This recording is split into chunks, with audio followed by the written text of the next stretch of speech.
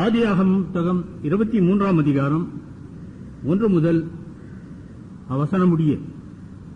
ஆதியாகமம் 23ஆம் அதிகாரம் 1 முதல் வசனம் முடிய. விசுவாசம் வைக்கப்படுமானால் அந்த விசுவாசம் அது அப்படி தனித்து நின்றுவிட முடியாது. அது வளர வேண்டும். By its nature, by its divine nature, விசுவாசம் தெய்வீக கிருபை. அது அப்படிதான் சார், எல்லாம் முடிஞ்சிச்சு சார், நான் சார் எடுத்துட்டேன் சார், அவ்வளவுதான் சார். அப்படி இல்ல சார், ரொம்ப பைத்தியக்காரத்தனம். Totally foolish.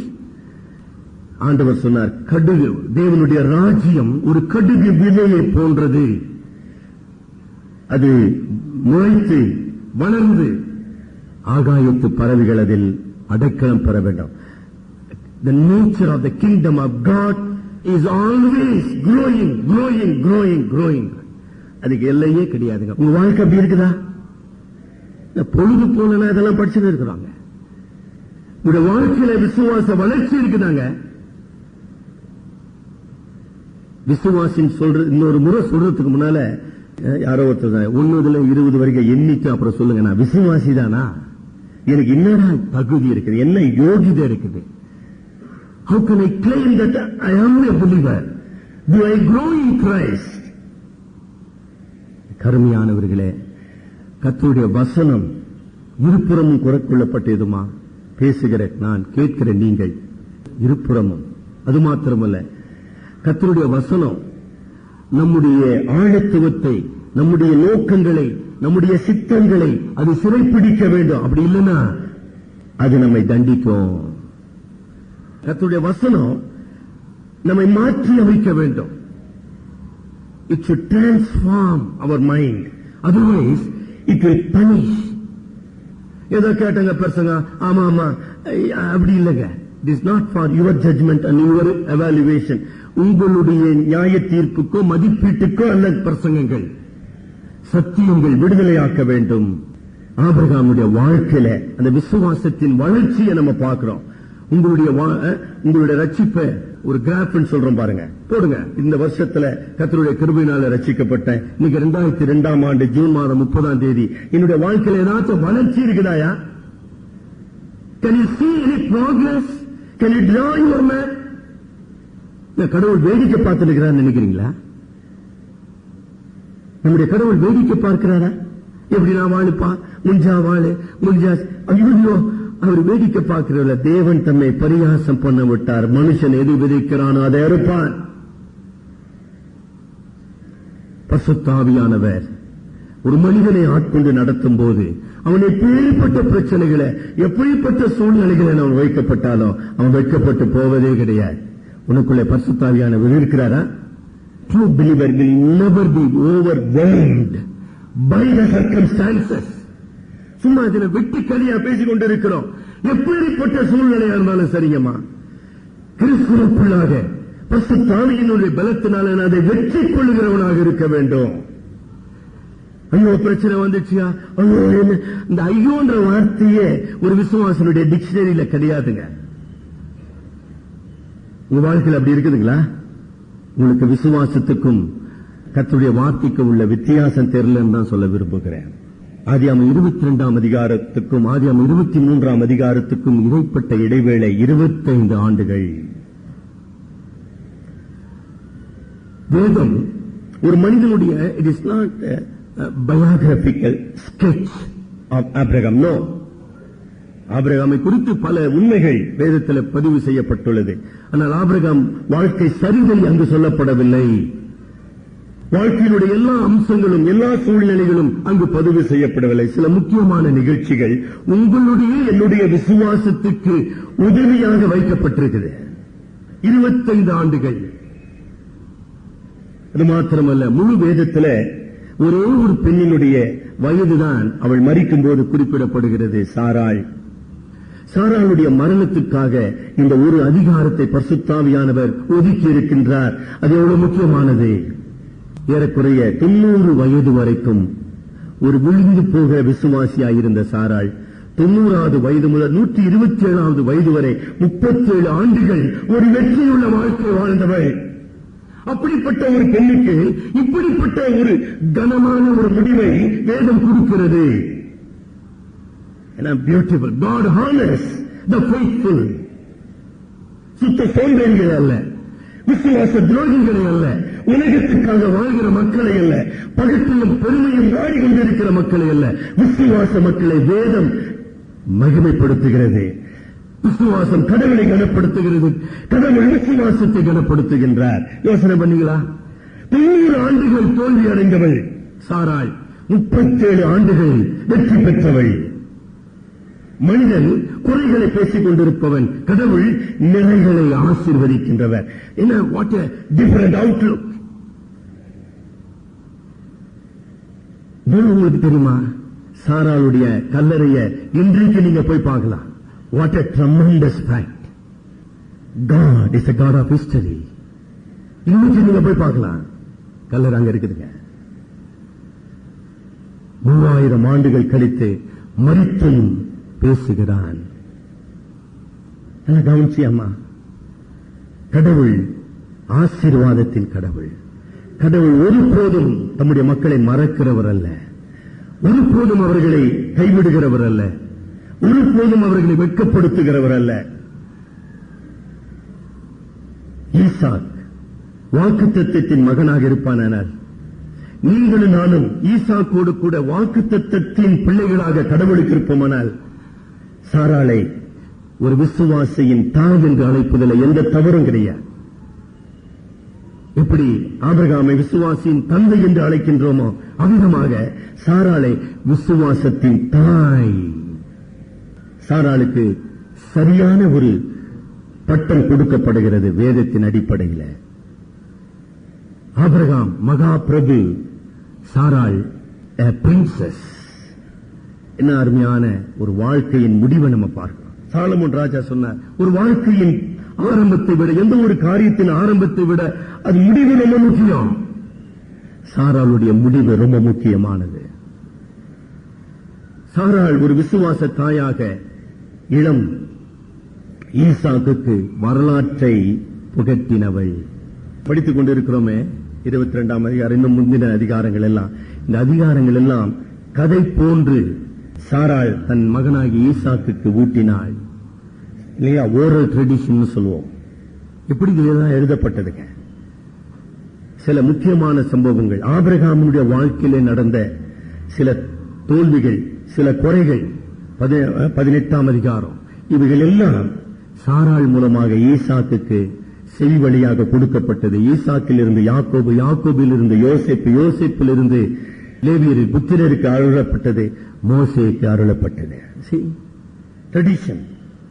எபி மேயர் என்கிற தலைச்சிறந்த வேத வியாக்கியான் எழுதுகின்றார், கடவுள் வாழ்க்கையின் சில முக்கிய நிகழ்ச்சிகளில் மட்டும் அக்கறை உள்ளவர் அல்ல, ஒவ்வொரு நாளும் கடவுளுடைய பார்வையில முக்கியமானது. நம்முடைய வாழ்க்கையில ஏற்றத்தாழ்வுகள் உண்டு, நம்முடைய சாதனைகளிலே வெற்றி உண்டு, நம்முடைய தோல்விகளின் பள்ளத்தாக்குகள் உண்டு. கடவுள் வெறும் வெற்றிகளிலே மட்டும் அக்கறை உள்ளவர் அல்ல, வாழ்க்கையின் சகல சூழ்நிலைகளிலும். பீஸ்ஃபுல் டைம்ஸ் ஆஃப் லைஃப், வாழ்க்கையின் சாதாரணமான எந்த விதமான மாற்றமின்றி 25 ஆண்டுகள் நம்ம பார்க்கிறோம். 25 ஆண்டுகள்ல என்ன சார் நடந்தது நம்ம நினைக்கின்றோம். என்ன நடந்தது தெரியுங்களா? faithful obedience has a growth in spiritual life. ஒரு விசுவாசி, சார் என் வாழ்க்கையில ரொம்ப விசித்திரமா ஒண்ணு நடக்கலங்க, ரொம்ப பிரமாண்டமா ஒண்ணு நடக்கல, அப்படி நம்ம சில நேரத்தில் யோசிக்கிறோம். நோ இல்லையா? ஒவ்வொரு விசுவாசினுடைய வாழ்க்கையிலும் உண்மையுள்ள ஒரு கீழ்ப்படிதல் காணப்படுமானால் அந்த நபருடைய வாழ்க்கையில விசுவாசம் வளர்ந்து கொண்டிருக்குது, வளர்ந்து கொண்டிருக்குது. It cross. உங்களுடைய வாழ்க்கையில விசுவாசம் வளருதுங்களா?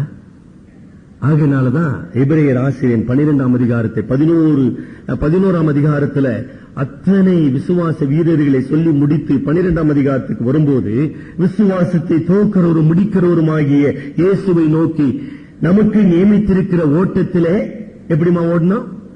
பொறுமையோட. அந்த பொறுமைக்கு எத்தனையோ குறைந்தது 3 ஆங்கில பதங்களை பயன்படுத்தலாம். வித் டிலிஜென்ஸ், எச்சரிக்கையோடு ஓடுங்கள். வித் என்ட்யூரன்ஸ், எல்லாவற்றையும் தாங்கி சகித்து முன்னேறி செல்லுங்கள். வித் பெர்சிவியரன்ஸ், விடாமுயற்சியோடு முன்னேறி செல்லுங்கள்.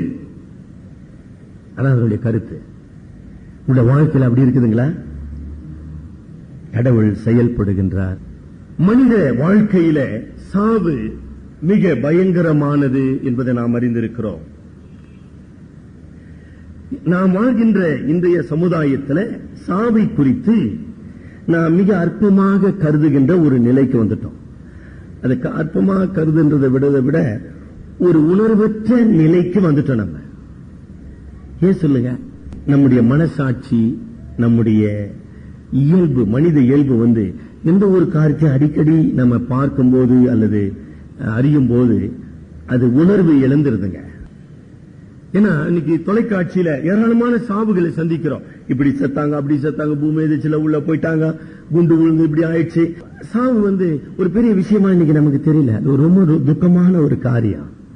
Neither we sympathize with those who are bereaved of their beloved. நான் சொன்ன 3 பேர் இறந்துட்டாங்க போன வாரத்துல. இன்னும் உங்களுக்கு உணர்வு வந்துச்சு நீங்க நினைக்கிறீங்க? அந்த 3 பேர் யாருன்னு நிறைய பேருக்கு தெரியாது. அவங்க குடும்ப சூழ்நிலை யாருக்கும் நமக்கு புரியாது. அவங்கள நீங்க சந்திக்க போறதே கிடையாது. நீங்க அவங்களுக்காக ஜெபம் பண்ண போறீங்களா? அவங்களுக்காக வருத்தப்பட போறீங்களா? என்ன பண்ண போறீங்க? ஏதோ போதுக்கு இருக்க ஒரு வேலையில ஜெபம் பண்ணார் விடுப்பா. You take things so lightly. நான் ஆபிரகாம் அப்படி எடுக்கலைங்க. ஆபிரகாமுக்கு 4 மனைவிகள். அவனுடைய வாழ்க்கையில் எத்தனையோ மரணங்களை அவன் சந்தித்தவன். சாராள் மரித்ததை கேட்டு அவன் அழுதான், துக்கப்பட்டான். Death has its own effect on human being. 2ஆம் வசனத்தினுடைய பிந்தின பகுதியில் அப்பொழுது ஆபிரகாம் சாராளுக்காக புலம்பி அழுதான். ஆபிரகாம் ஒரு சாதாரண மனிதனா? சாதாரண அவனுடைய பர்சனாலிட்டி எடுத்து பாருங்க. What a great personality.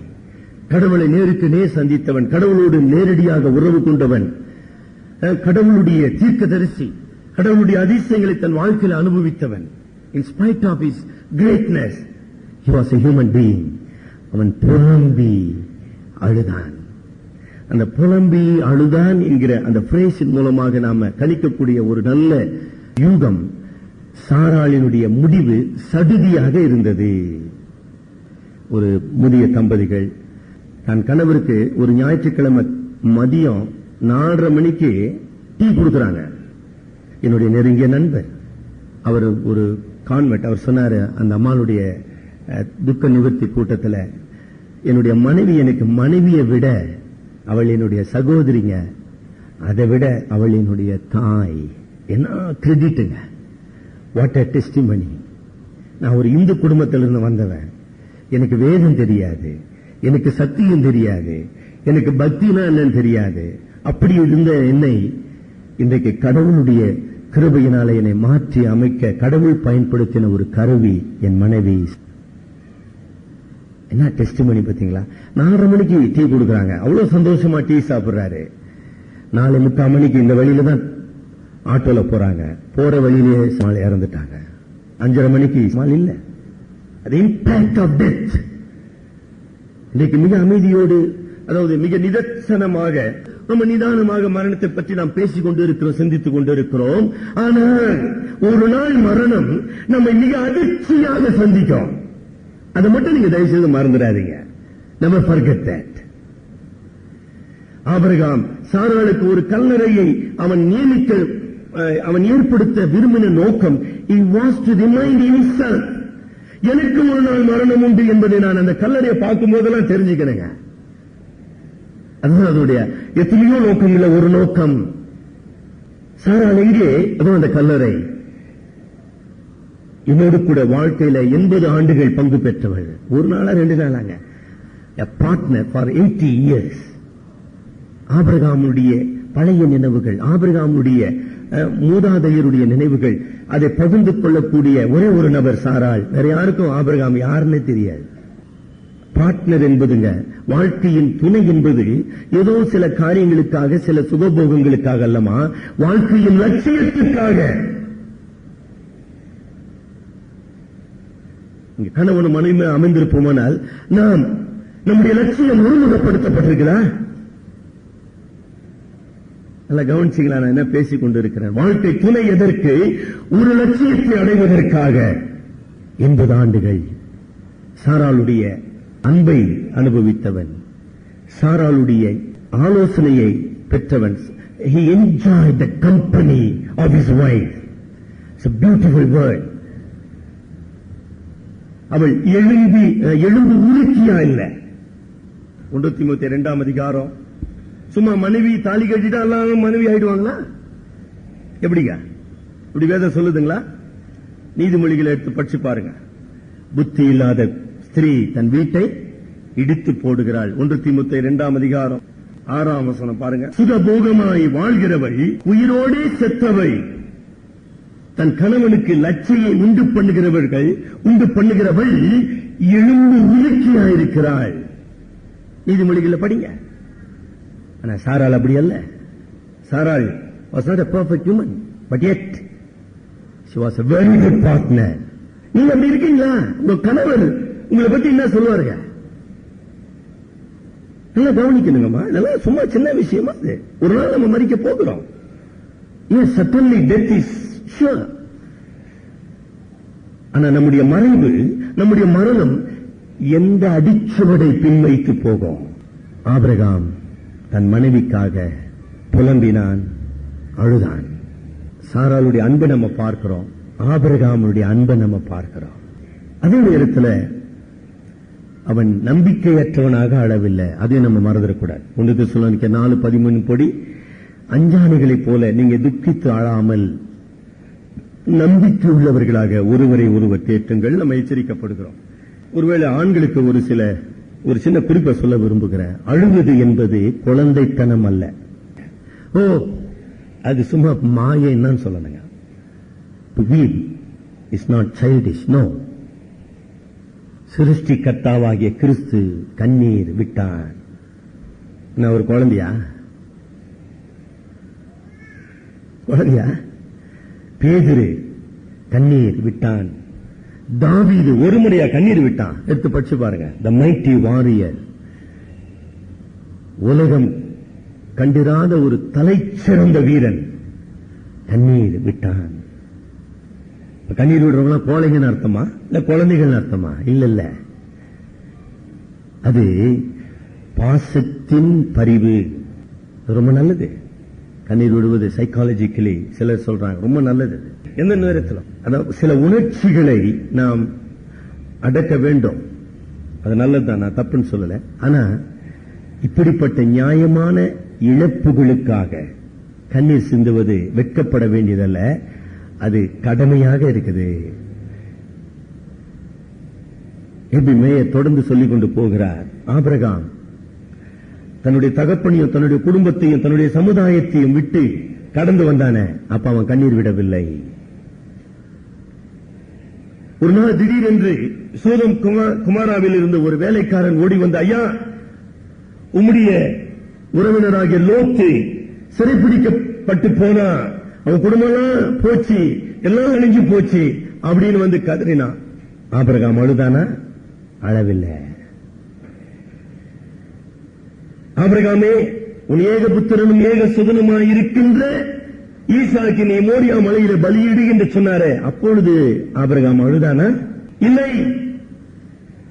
சாராள் மரித்த போது அழுதார். There is a significance.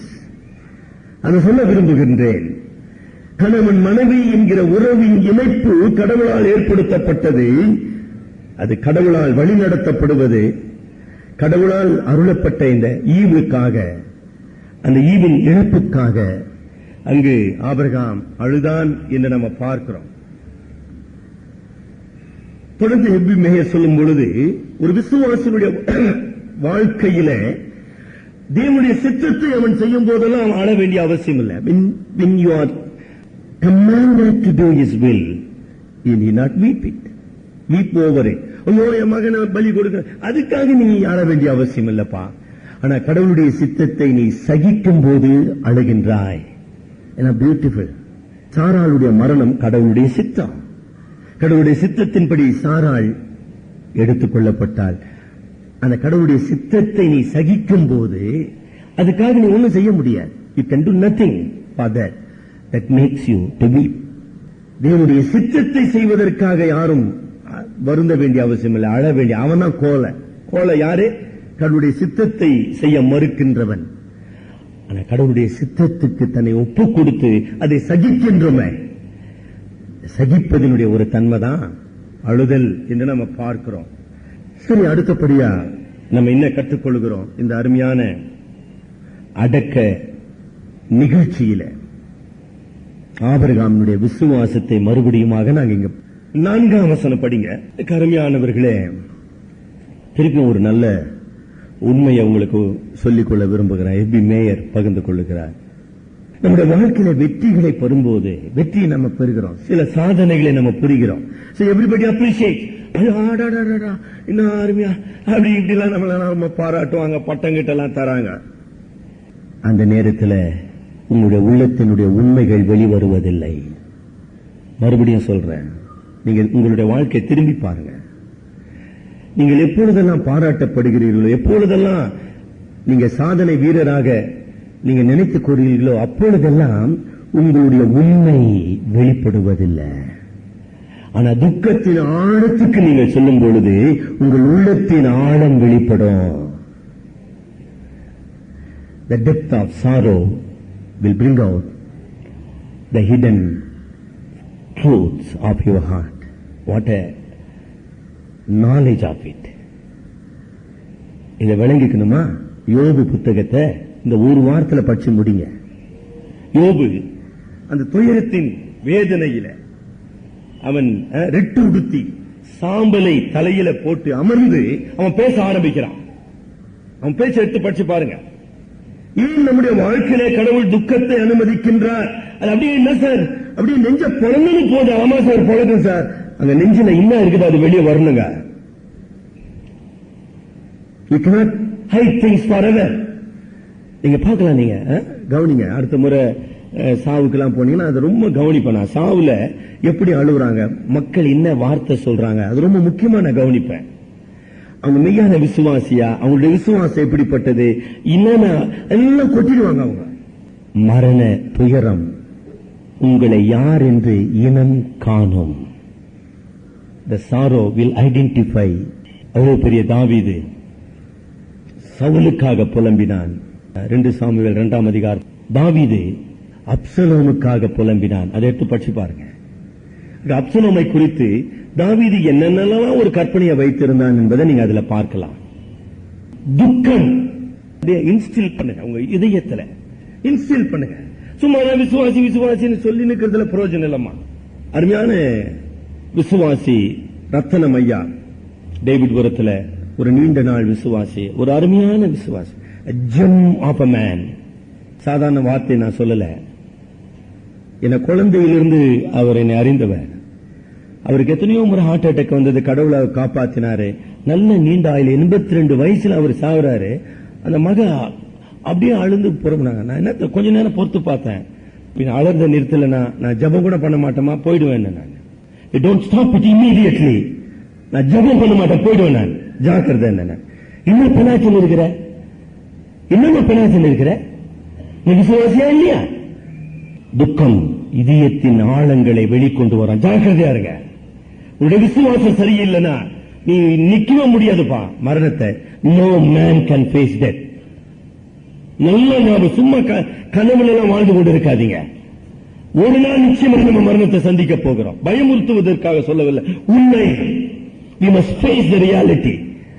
உங்களுடைய வாழ்க்கையிலே விசுவாசம் என்பது இல்லை என்றால் நீ நிச்சயமா சந்திக்க முடியாது மரணத்தை. நீ எவ்வளவு பெரிய ஆளா இருக்கலாம், சாக்ரட்டிஸா கூட இருக்கலாம். அதனால என்ன? கருமையானவர்களே, என்ன சொல்றாரு, என்ன உண்மையை ஆபிரகாம் சொல்றார் பாருங்க. 4ஆம் வசனத்துல, நான் அந்நியனும் பரதேசியுமாயிருக்கிறேன். எபிரேயர் 11ஆம் அதிகாரத்துக்கு திருப்புங்க. இந்த வசனத்தை ஆதாரமாக வைத்து எபிரேயர் 11ஆம் அதிகாரத்தில் எபிரேய ஆசிரியன் எவ்வளவு அழகாக ஒரு உண்மையை நமக்கு உணர்த்துகின்றார். எபிரேயர் 11ஆம் அதிகாரம் 13-14 நம்பி அணைத்துக் கொண்டு பூமியின் மேல் தங்களை அந்நியரும் பரதேசிகளும் என்று அறிக்கையிட்டு விசுவாசத்தோடு மரித்தார்கள். அந்த ஏத்தின் புத்திரர், பெலிஸ்தரின் ராஜா, அமலேக்கியருடைய ராஜா ஆபிரகாமை என்ன சொல்றான்? நீ மகா பிரபுன்றான். You are great prince. Abraham சொல்றான், நான் ஒரு பரதேசிப்பா. எது உண்மை? எதுப்பா உண்மை? இதான் உண்மை. அதனால்தான் 11ஆம் அதிகாரம் 13ஆம் வசனத்தில் போட்டிருக்கு. என்ன அழகா போட்டிருக்குது பாத்தீங்களா?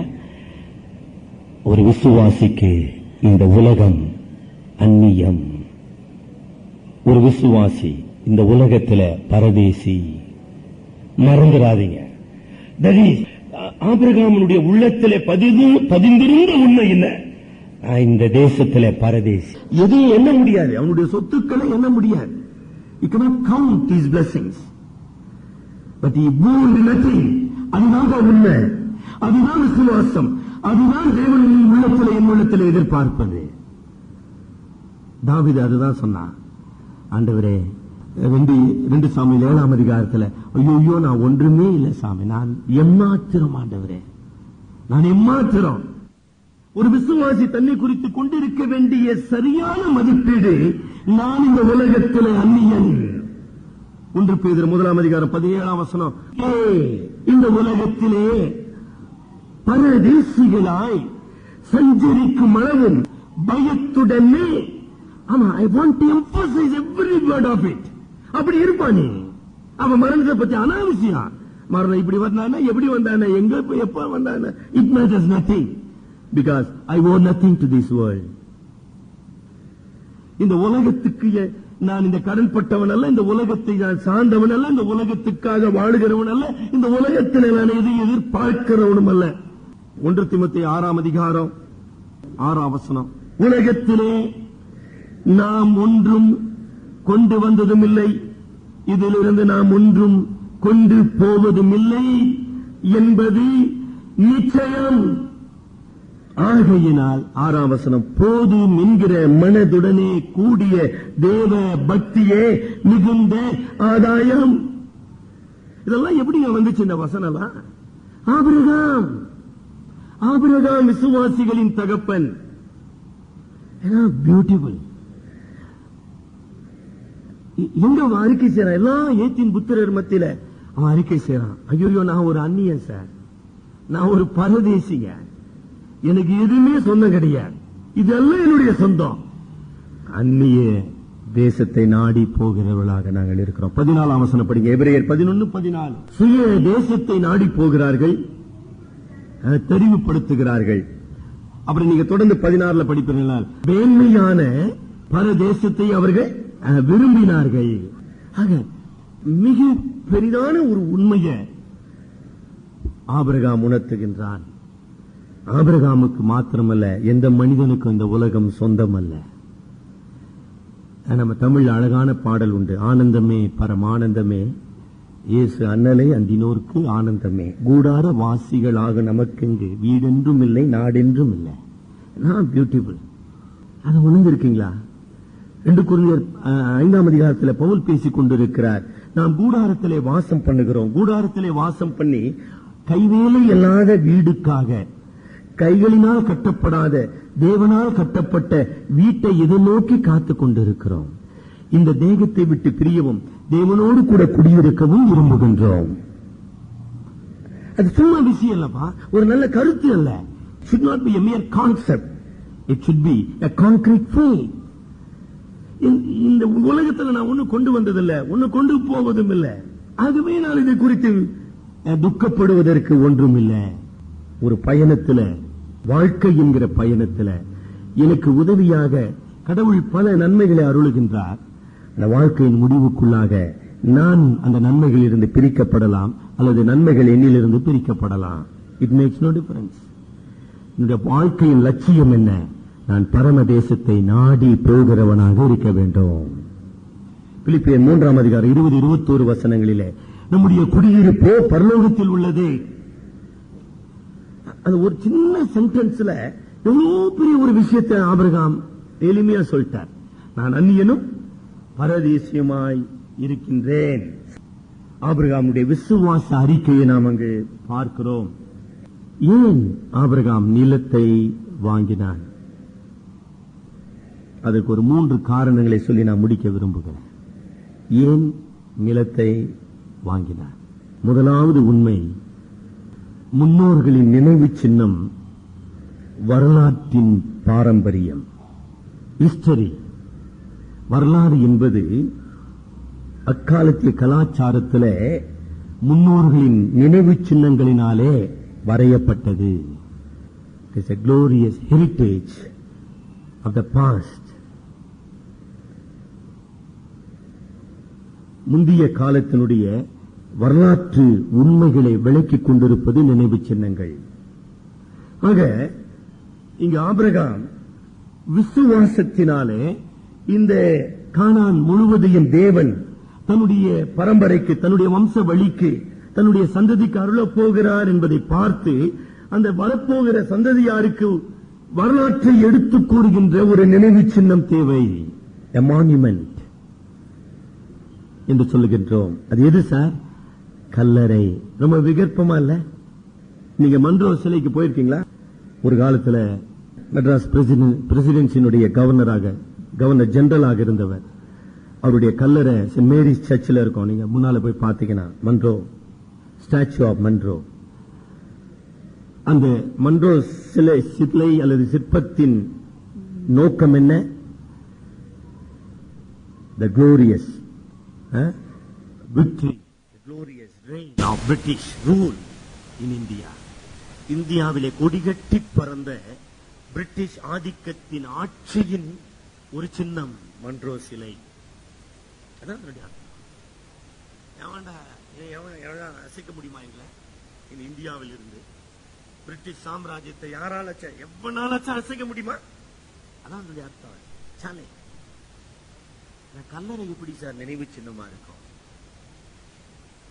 ஒரே பாருங்க, ஒரே கல்ல 2 மாங்கான்னு சொல்றோம் பாருங்க. அந்த மாதிரி கல்லறையை ஆபிரகாம் விலை கொடுத்து வாங்கினபடியினாலே 2 உண்மைகளை தன்னுடைய சந்ததிக்கு அவன் விட்டு செல்லுகின்றான். ஒன்று, தேவனால் வாக்குத்தத்தம் பண்ணப்பட்ட இந்த தேசம் உங்களுக்கு சொந்தமாகும். You will inherit the promised land of God. இந்த நாடு உங்களுக்கு கடவுளுடைய வாக்குத்தத்தத்தின்படி சுதந்திரமாகும். ஒன்று. 2, விசுவாசிகளின் தந்தையாகிய நான் இந்த உலகத்தை சார்ந்து வாழவில்லை. நான் பரம தேசத்தை நாடி வாழ்ந்து கொண்டிருக்கிறேன். மெய்யான சுதந்திரம் நமக்கு பரலோகத்திலே வைக்கப்பட்டு என்ன அருமையான உண்மை. 2 மாபெரும் உண்மையை இங்கு விளக்குகிறார். காரணம், அந்த போலா கல்லறையில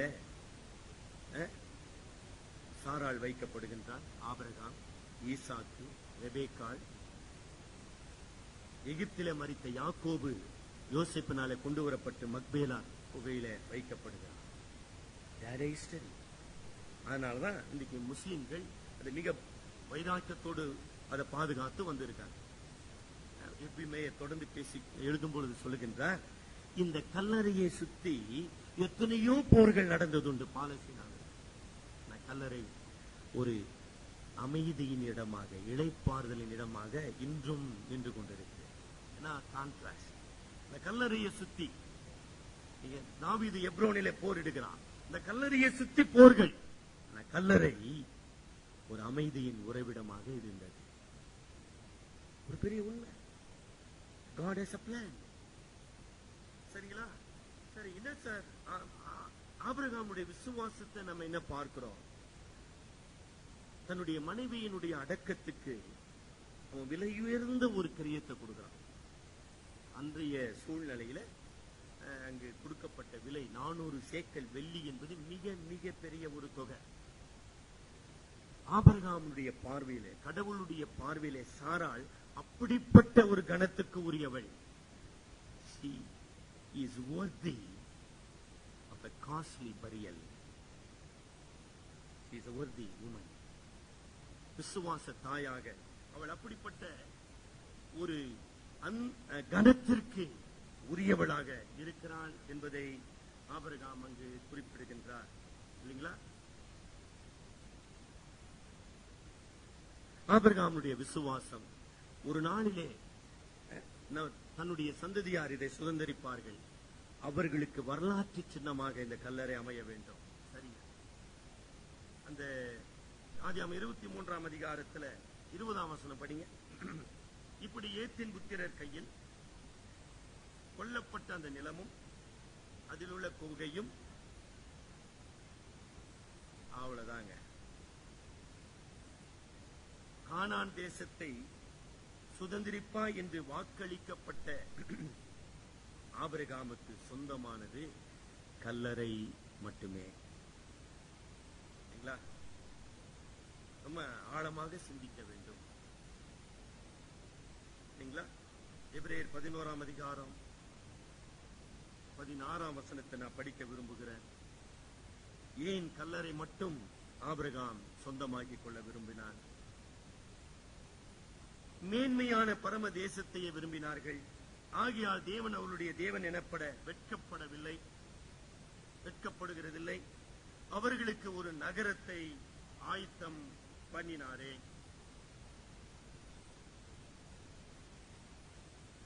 கல்லறை வெறும் நினைவு சின்னம் மட்டுமல்ல, உயிர்த்தெழுதலின் நம்பிக்கை. hope of resurrection. இன்றைக்கு விசுவாசிகளாக மரணத்தை நாம் சந்திக்கும் போது, மரண துயரத்தை கடந்து செல்லும் போது, நமக்கு அருமையானவர்களுக்கு மரணத்துக்கு ஒப்பு கொடுக்கும் போது, மரணம் அல்ல, உயிர்த்தெழுதல், கிறிஸ்துவினுடைய உயிர்த்தெழுதல் என்கிற மகிமையான சத்தியத்துக்குள்ளாக, விசுவாசத்துக்குள்ளாக அந்த மரணம் என்கிற துக்கம் மறைந்து போக வேண்டும். hope of resurrection. வெறும் கல்லறை அவன் வாங்கவில்லை.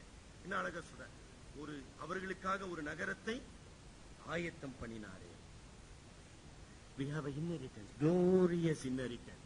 ஒரு 3 வசனங்கள் அதுக்காக நான் உங்களுக்கு நினைவுபடுத்த விரும்புகிறேன். இல்லைங்களா? 1 பேதுரு 1ஆம் அதிகாரம் 4ஆம் வசனம் படிங்க. இயேசு கிறிஸ்து மரித்தோரில் இருந்து எழுந்ததினாலே அழியாததும் மாசற்றதும் வாடாததும் ஆகிய சுதந்திரத்துக்கு ஏதுவாக ஜீவனுள்ள நம்பிக்கை உண்டாகும்படி நமது மிகுந்த இரக்கத்தின் படியே. ஆமா, பாத்தீங்களா? வாடாததும் மாசற்றும் அழியாததும் ஆகிய சுதந்திரம். ஆபிரகாம் இந்த உலகத்துக்கு அடுத்த காரியங்களே அல்ல, நித்தியத்துக்கு அடுத்த காரியங்களிலே நம்பிக்கையுடையவனாக சாராளை நம்பிக்கைக்கென்று அடக்க செய்தான். நல்லா மறந்துடக்கூடாது. ஞாபகம் இருக்குதா? எப்படிங்க ஈசாக்கை ஆபிரகாம் பலியிட ஒப்புக்கொண்டான்? சொன்ன கருத்து ஞாபகம் இருக்குதா? ஈசாக்கு செத்த கற்பத்திலிருந்து பிறந்தவன், சாவிலிருந்து வந்தவன். கரெக்டுங்களா? ஆக இன்னொரு சாவு அவனுக்கு நிகழப்படுவதனால ஒன்னும் பிரச்சனை இல்லை, அந்த சாவிலிருந்து மறுபடியும் வர முடியும். That is hope of resurrection. Abraham விளங்கிக் கொண்ட உயிர்த்தெழுதல் என்ன? சாவிலிருந்து ஒரு உயிரை கடவுள் உருவாக்க முடியும், மரித்தாலும் கடவுள் உயிர்ப்பிக்க முடியும், மரியாமலும் எடுத்துக்கொள்ள முடியும். அப்படிப்பட்ட ஒரு தெளிவோடு கூட ஆபிரகாம் வாழ்ந்தான். ஆகையினாலதான் கல்லறையை விலை கொடுத்து வாங்கினார். கல்லறை வெறும் நினைவு சின்னம் மட்டுமல்ல, உயிர்த்தெழுதலின் நம்பிக்கையின் சின்னமாக அங்கு வைக்கப்படுகிறது. சரிங்களா? விசுவாசிகளாகி நீங்களும் நானும் மரணத்தை குறித்து பயப்பட வேண்டிய அவசியம் இல்லை. மரணம் அல்ல நமது வாழ்க்கையின் முடிவு, மகிமை. துயரம் அல்ல நம்முடைய முடிவு, நித்திய பேரின்பம் நமக்காக வைக்கப்பட்டது. சரிங்களா? எப்படி நீங்க அதை சொல்றீங்க? 2 கொரிந்தியர் 5ஆம் அதிகாரம் 14ஆம் வசனம்.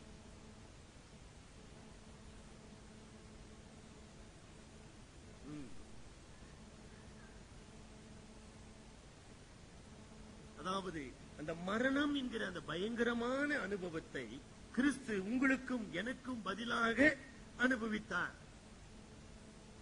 இந்த ஒரு கருத்தை கொஞ்சம் மனசுல அப்படியே வச்சு, நான் மெய்யான மரணத்தை சந்திக்க போறதே கிடையாது. ஆனால்தான் இயேசு கிறிஸ்து நானே உயிர்த்தெழுதலும் ஜீவனுமாயிருக்கிறேன்.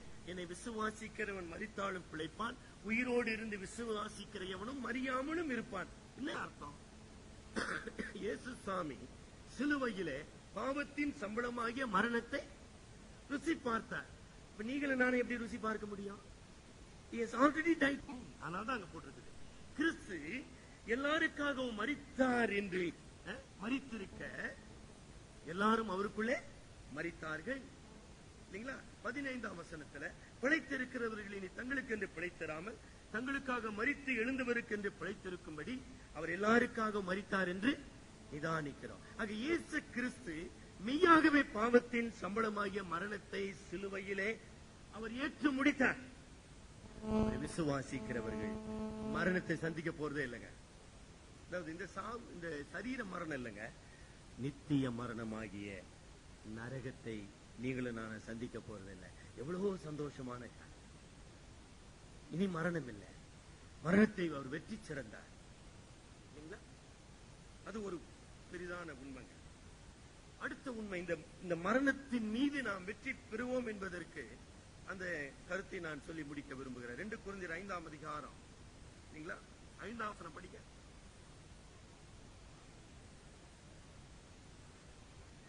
ஆவி என்னும் அச்சாரத்தை நமக்கு, ஆக கிறிஸ்து என்னுடைய பரிகாரியாக, என்னுடைய பதிலாளாக, தேவனுடைய கோபாக்கினியாகிய மரணத்தை அவர் ஏற்றுக்கொண்டார், அவர் சுமந்து சேர்த்தார், மரணத்தை மரணத்தால் வென்றார். ஆகவே இனி எனக்கு மரணம் இல்லை. அது ஒரு பெரிய உண்மை. அது ஆப்ஜெக்ட் ஆஃப் பெயின். அடுத்த சப்ஜெக்டிவ் எக்ஸ்பீரியன்ஸ் என்ன? ஆவி என்னும் அச்சாரம், எனக்குள்ளே வாசம் பண்ணுகிற ஆவியானவர் மரண பயத்திலிருந்து விடுதலை தந்திருக்கிறார். பெரிய ஆச்சரியம். நான் மரணத்தை பத்தி பயப்பட வேண்டிய அவசியம் இல்லை. நல்லா கவனிச்சீங்களா? கிரகம் ஸ்டெயின்ஸ் ஐயா அவர்களையும் அவருடைய அருமையான பிள்ளைகளையும் கொளுத்துனாங்க. நீங்க ஏதாச்சும் கேள்விப்பட்டீங்களா? ஓயோயோ இந்த மாதிரியோ அப்படி கத்துனாங்க, நீங்க படிச்சீங்களா? எதிர்க்க word of Christ book shop இருக்குதுங்க. Foxe's the book of martyrs என்கிற ஒரு புக் இருக்கும். ரத்த சாட்சிகளுடைய மரண சரிதை என்பதை அந்த தயவுசெய்து வாங்கி படிக்க. எந்த ஒரு விசுவாசியும் மரணத்தை சந்தித்த போது கத்தவில்லை, கதறவில்லை, கூப்பிடவில்லை, ஒண்ணும் கிடையாது. ஆவி என்னும் அச்சாரத்தை அவர் தந்திருக்கிறார். பரிசுத்த ஆவியானவர் எவர்களுக்குள்ளே வாசமா இருக்கிறாரோ அவர்களுக்குள்ளே நித்தியம் நிலைத்திருக்கிறது. அவர்களுக்குள்ளே இந்த உலகம் கொடுக்க முடியாத மரண பயத்திலிருந்து விடுதலை, மரணத்துக்கு பின் உள்ள நித்திய வாழ்க்கையினுடைய நம்பிக்கை, the hope of the glory, ஜீவனுள்ள நம்பிக்கை அவர்களுக்குள்ளே வைக்கப்பட்டிருக்குது. பியூட்டிஃபுல். மரணத்துக்குள்ளாக நாம் சந்தோஷமாக கடந்து செல்லலாம். எத்தனை பேர் தேவனுடைய பிள்ளைகள் மரணத்தை சந்தோஷமாக ஏற்றுக்கொண்டார்கள். உங்களுடைய விசுவாசம் வளருகிறதா? ஆபிரகாம் அழுதான், புலம்பினான், அதே நேரத்தில் உயிர்த்தெழுதலின் நம்பிக்கைக்காக அடக்கம் செய்தான். பரமதேசத்தை நாடினவனாக தன்னை ஒப்புக் கொடுத்தான். தலைவனுக்கு செபிப்போம். நம்முடைய குடியிருப்போ பரலோகத்தில் உள்ளது. இந்த உலகத்தினுடைய ஆஸ்திகளை அல்ல, அழிந்து போகிற பொருள்களை அல்ல நாம் சார்ந்திருப்பது. கைகளால் கட்டப்படாத தேவனுடைய நகரத்தை நாம் நோக்கி இருக்கிறோம். City of God. உங்களுடைய லட்சியம் அதுவா? ஆபிரகாம், சாராள் என்கிற விசுவாச முன்னோடிகள்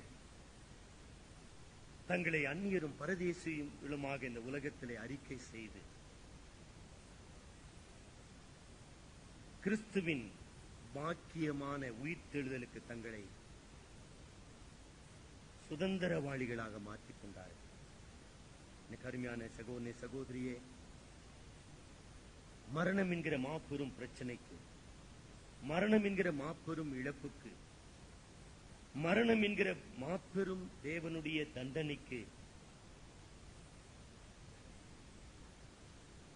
தப்ப இயேசு கிறிஸ்துவாகிய மரணத்தை நீ உன்னுடைய அடைக்கலமாக கொண்டிருக்கிறாயா? இயேசு கிறிஸ்துவுக்குள் மரித்தவர்கள் மரணத்தை சந்திப்பதில்லை. கிறிஸ்துவுக்குள் மரித்தவர்கள் பாக்கியவான்கள், அவர்கள் உயிரோடு எழுந்திருப்பார்கள். எனக்கு அருமையான சகோதரனே, சகோதரியே, விசுவாசம் மரணத்தை ஜெயிக்கும். விசுவாசம் மரணத்தை தேவ மகிமைக்காக பயன்படுத்தும். பிலிப்பியர் 1:20 படி, என்னுடைய ஜீவனால் ஆகிலும் சாவினால் ஆகிலும் கிறிஸ்து என்னிலே மகிமைப்படும்படியாக நான் எதிர்பார்த்திருக்கிறேன். உங்களுடைய மரணம் உங்களுக்கு மகிமையாக அமையும், உங்களுக்கு ஜீவனுள்ள நம்பிக்கையாக இருக்கும் என்பதை நீங்கள் அறிந்திருக்கிறீர்களா? கிறிஸ்து எனக்கு ஜீவன், சாவு எனக்கு ஆதாயம். எங்கள் அன்பின் ஆண்டவரே, விசுவாசத்தின் ஊற்றும் காரணமாயிருக்கிறவரே, சாவு ஆளுகை செய்கிற இந்த உலகத்திலே மரணத்துக்கு பலியாக்கப்படுகின்ற மனுக்குலத்திலே நீர் எங்களை மீட்கும்படியாக, எங்களை நித்திய ஜீவனுக்கு சொந்தமாக்கும்படியாக எங்களை மீட்டுக் கொண்ட அற்புத தயவுக்காக நன்றி செலுத்துகிறோம். மரணத்தினாலே வேதனைப்படுகின்ற மக்களுக்கு, மரணத்தின் பயத்துக்குள்ளாக, மரணத்தின் இருளுக்குள்ளாக வாழ்ந்து கொண்டிருக்கிற மக்களுக்கு உயிர்த்தெழுதலின் நற்செய்தியை, நித்திய ஜீவனின் நற்செய்தியை நாங்கள் பகிர்ந்து கொள்ள எங்களுக்கு உதவி செய்யும். நாங்கள் இந்த உலகத்துக்காக அல்ல, பரம தேசத்துக்காக வாழ்கின்ற பரதேசிகளாக இருக்க உதவி செய்யும். உம்முடைய நேரத்தின்படி, உம்முடைய சித்தத்தின்படி தேவரீர் எங்கள் வாழ்க்கையிலே நீ மரணத்தை அனுமதிக்கிறீர் என்பதை அங்கீகரித்தவர்களாக,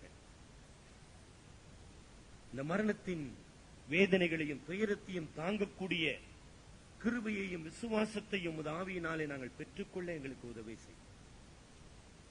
இந்த காலை வேளையிலும் உயிர்த்தெழுதலின் நம்பிக்கையோடு, நித்திய ஜீவனின் நம்பிக்கையோடு எங்கள் வாழ்க்கையை நாங்கள் தொடர்ந்து செல்ல எங்களுக்கு அருள் செய்யும். எங்கள் அருமை இரட்சகர் மூலம் வேண்டிக் கொள்கிறோம் பிதாவே, ஆமென்.